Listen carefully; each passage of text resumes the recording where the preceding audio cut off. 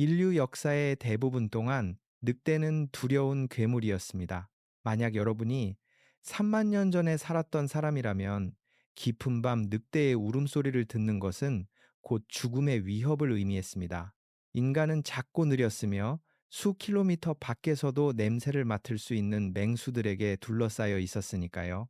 늑대들은 무리를 지어 사냥을 했습니다. 그들은 거대한 턱과 무서운 지구력을 가졌고 칠흑 같은 어둠 속에서도 인간과는 비교할 수 없을 정도로 밝게 볼 수 있는 눈을 가졌습니다. 그런데 놀랍게도 인류가 마주친 그 수많은 동물들 중에서 늑대는 우리의 가장 가까운 동반자가 되었습니다. 말도, 소도, 심지어 유인원도 아닌 바로 늑대 말입니다. 오늘날 지구상에는 9억 마리가 넘는 개들이 살고 있습니다. 녀석들은 우리의 침대에서 함께 잠을 자고 집을 지키며 폭발물을 탐지하고 양떼를 몰고 눈사태 속에서 사람을 구출할 뿐만 아니라 케이크 옆에 앉아 앙증맞은 생일 모자를 쓰기도 합니다. 하지만 처음부터 개라는 존재를 기획했던 것은 결코 아닙니다. 그 어떤 부족도 모여 앉아서 공 물어오기 놀이를 할 수 있는 털북숭이 동물을 발명하자고 논의하지는 않았습니다. 개는 아주 우연한 계기로 탄생했습니다. 그리고 가장 신기한 점은 인간이 무슨 일이 일어나고 있는지 채 깨닫기도 전에 늑대들이 스스로를 길들이기 시작했을지도 모른다는 사실입니다. 이 과정이 어떻게 일어났는지 이해하려면 지금으로부터 2만 년에서 4만 년 전 빙하기 시대의 세상을 상상해 보아야 합니다.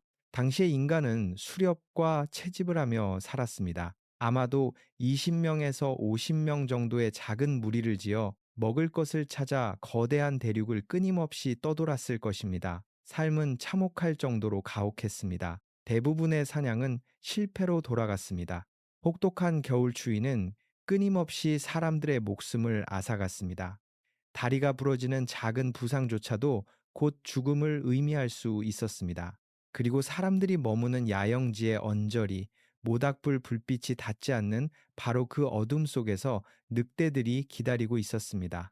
자, 여기서부터가 정말 중요한 대목입니다. 인간은 음식을 아주 지저분하게 먹는 동물입니다. 아무리 굶주린 상태라도 수렵 채집인들은 늘 뼈와 찌꺼기, 가죽, 그리고 먹다 남은 고깃덩어리들을 바닥에 남겼습니다. 늑대들의 입장에서 볼 때 인간의 야영지는 그야말로 공짜 식량이 산더미처럼 쌓여서 걸어다니는 뷔페와도 같았습니다. 처음에는 늑대들도 아마 아주 조심스럽게 다가왔을 것입니다. 대담한 녀석들은 조금 더 가까이 살금살금 다가왔습니다. 너무 공격적인 녀석들은 인간의 창에 찔려 죽었습니다. 반대로 너무 겁이 많은 녀석들은 멀리 떨어져 있다가 아무것도 얻지 못했습니다. 하지만 그 늑대 무리 중 어딘가에는 조금 특별한 소수의 녀석들이 있었습니다. 덜 두려워하고 덜 공격적이며 호기심이 훨씬 많은 녀석들 말입니다. 현대의 유전학 연구는 일부 늑대들이 그저 태어날 때부터 인간 곁을 편안하게 느끼는 유전자를 가졌을지도 모른다고 설명합니다. 그리고 여러 세대가 지나면서 이런 늑대들은 공격적인 늑대들보다 훨씬 더 높은 생존율을 보였습니다. 굳이 다칠 위험을 무릅쓰고 사나운 사냥감을 직접 쫓는 대신 그저 인간을 따라다니며 야영지 주변에 남겨진 찌꺼기를 주워 먹으면 되었으니까요. 시간이 흐르면서 진화의 과정은 늑대들을 성격이라는 기준을 통해 서서히 걸러내기 시작했습니다. 인간에게 더 우호적인 늑대들이 더 많은 먹이를 차지했습니다. 더 온순한 늑대들이 인간의 야영지 가까이에 머물 수 있었습니다. 극도로 공격적인 늑대들은 도태되어 죽었고, 마침내 살아남은 온순한 늑대들은 겉모습마저 변하기 시작했습니다. 마치 지어낸 이야기처럼 들리겠지만, 과학자들은 실제로 이와 아주 비슷한 현상이 실시간으로 일어나는 것을 관찰한 적이 있습니다. 1959년 드미트리 벨리아예프라는 소련의 유전학자가 시베리아에서 여우를 이용해 한 가지 실험을 시작했습니다. 그는 동물이 길들여지는 과정을 이해하고 싶었고, 그래서 매 세대마다 사람에게 가장 온순한 여우들만 골라서 번식을 시켰습니다. 단지 그뿐이었습니다. 여우들을 따로 훈련시키지도 않았고, 특별한 묘기를 가르치지도 않았습니다. 그저 가장 공격성이 낮은 여우들만 계속해서 반복적으로 번식시켰을 뿐입니다. 그런데 불과 수십 년 만에 이 여우들은 마치 개처럼 행동하기 시작했습니다. 꼬리를 흔들며 반가워했고 사람의 관심을 끌기 위해 낑낑거렸으며 다가와 사람의 손을 핥았습니다. 그런데 그 후 훨씬 더 기이한 현상이 일어났습니다. 여우들의 신체 구조마저 변해버린 것입니다.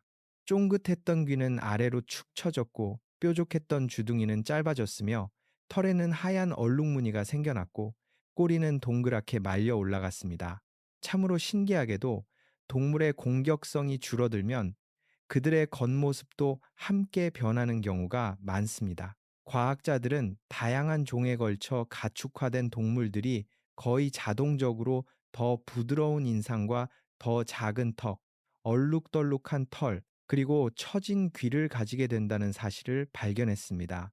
인류 최초의 원시 개들 역시 인간이 의도적으로 교배를 시작하기 훨씬 이전부터 이미 덜 위협적인 모습으로 변해가고 있었을 것입니다. 상상해 보십시오. 빙하기의 야영지에 서서 주변을 둘러보는데 일반적인 늑대보다 약간 더 작고 약간 더 얌전하며 어쩐지 덜 무섭게 생긴 늑대들이 어슬렁거리는 모습을 말입니다.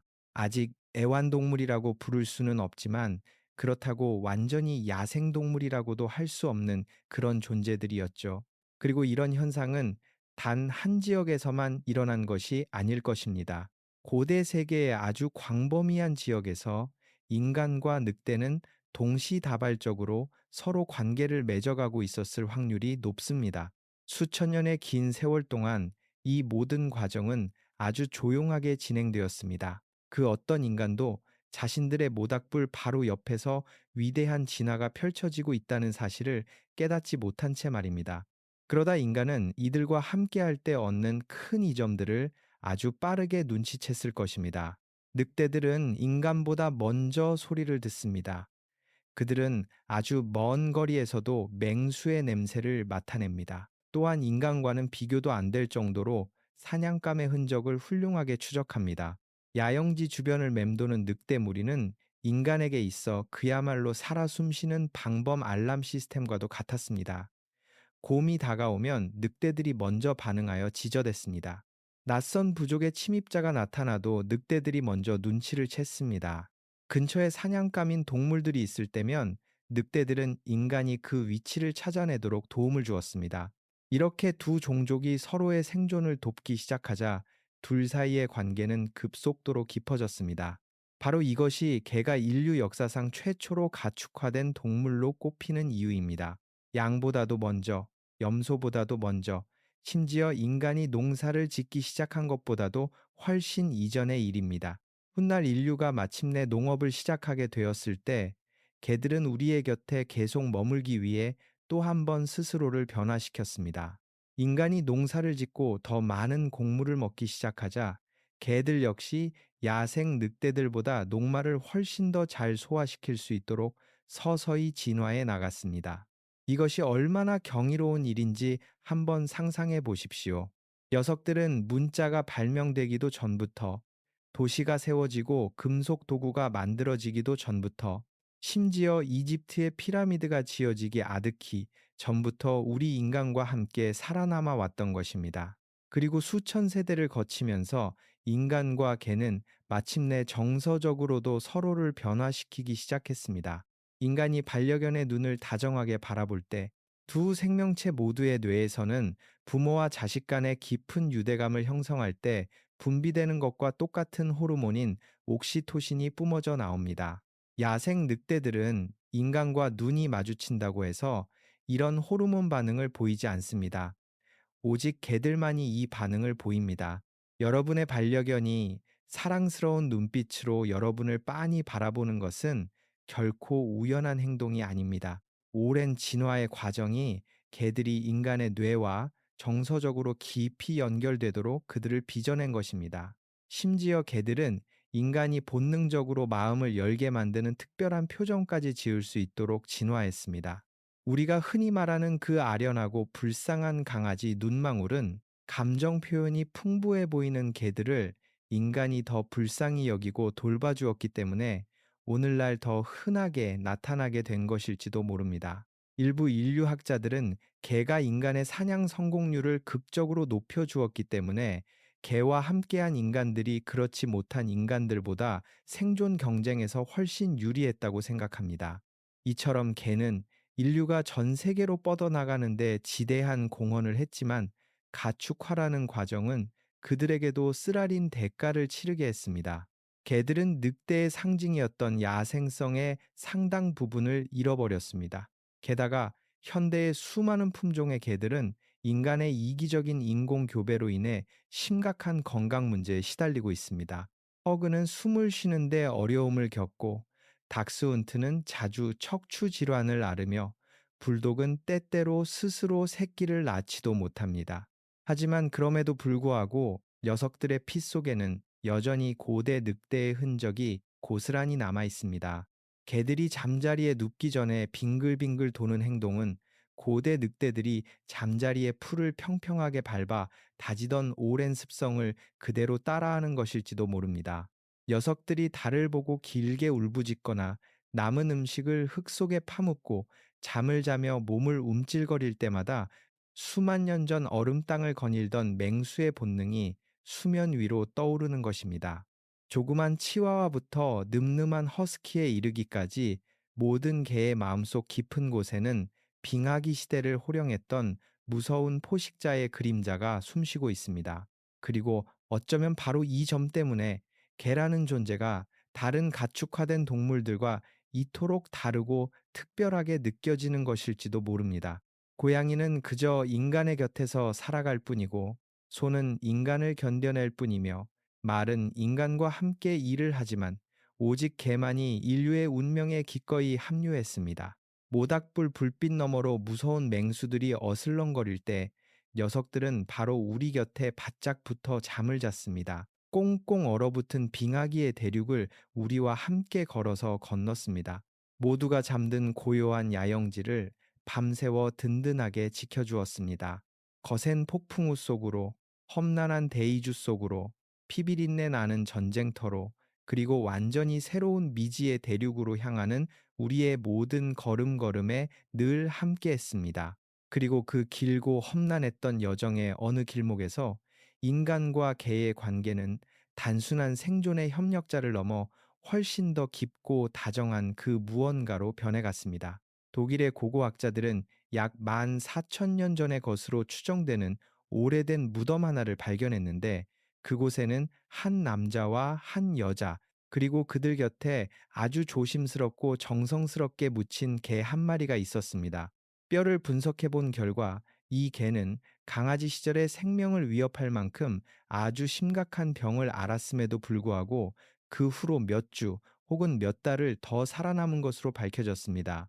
이것은 인간이 아픈 강아지를 의도적으로 지극정성으로 돌보았음을 의미합니다. 이 사실이 품고 있는 의미를 잠시 가만히 생각해 보십시오. 상상할 수 있는 가장 혹독하고 잔인한 빙하기의 환경 속에서 하루하루 살아남기 위해 발버둥 치던 고대의 인류가 생명과도 같은 귀중한 식량과 시간, 그리고 에너지를 아낌없이 쏟아부어 병든 작은 강아지를 간호했던 것입니다.